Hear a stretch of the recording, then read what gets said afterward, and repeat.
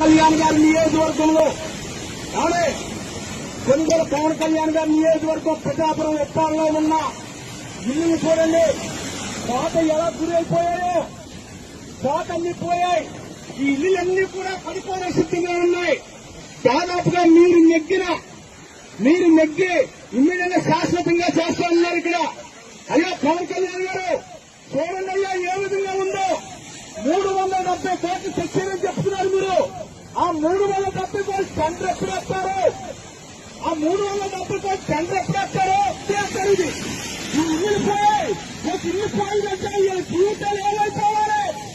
ఈ ఇల్లు పోతే ఈ జీవితంలో ఇల్లు కట్టుకోవాలని చెప్తుంది.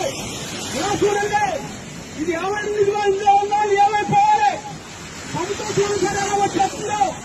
సముద్రం చూడండి సార్ ఎలా వచ్చేస్తుందో. దయచేసి మిమ్మల్ని అందరూ కోరుకున్నది అవునా పవన్ కళ్యాణ్ గారు ఒక 4 రోజుల్లో ఇక్కడ వర్క్ స్టార్ట్ చేస్తే కనీసం ఈ ఇళ్ళన్నా నిలబడతాయి.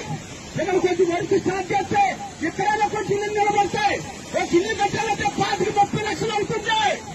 ఇవాళ బతుకులు ఏమైపోవాలి? ఇలా బతుకులు ఏమైపోవాలి? పవన్ కళ్యాణ్ గారు మీ నాయకులు ఉన్నారు ఇక్కడ. అవునే మీ నాయకులు ఉన్నారు, మీ ఎంపీడీసీలు ఉన్నారు, మీరు సంబంధించిన పిఠాపురం జనసేన కార్యకర్తలు ఉన్నారు.